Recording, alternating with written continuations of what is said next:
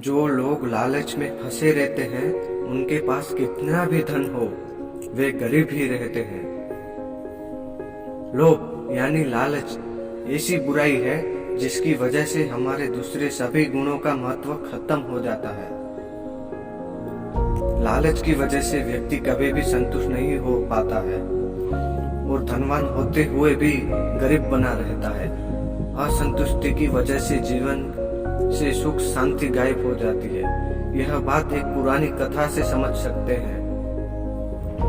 पुरानी कथा के अनुसार एक संत कहीं जा रहे थे। रास्ते में उन्हें सोने का एक सिक्का मिला।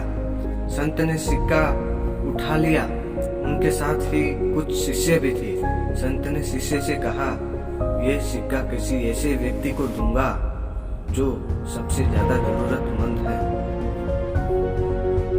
संत और शिष्य अपनी यात्रा पर आगे बढ़ते रहे। रात होने पर वे एक राज्य में रुक गए। अगले दिन उस राज्य का राजा अपनी सेना के साथ के पड़ोसी राज्य पर आक्रमण करने के लिए जा रहा था। संत ने राजा और उसकी सेना को देखा तो वे अपने शिष्य के साथ राजा से मिलने पहुंच गए। मंत्रियों ने राजा को बताया कि एक संत मिलना चाहते हैं। संत के बारे में सुनते ही राजा तुरंत ही अपने रथ से नीचे उतरा और संत के सामने पहुंच गया। राजा ने संत को प्रणाम किया तो संत ने अपने पास से सोने का वह सिक्का राजा को दे दिया। राजा ने उस सिक्के को देखा तो वह कुछ समझ नहीं सका। उसने संत से ही पूछा, आप ये सिक्का मुझे क्यों दे रहे हैं? संत बोले, ये सिक्का मुझे कल मिला था। उस समय मैंने सोचा था कि इस सिक्के को सबसे जरूरतमंद व्यक्ति को दूंगा। राजा ने कहा, आपको कोई गलतफहमी हो रही है।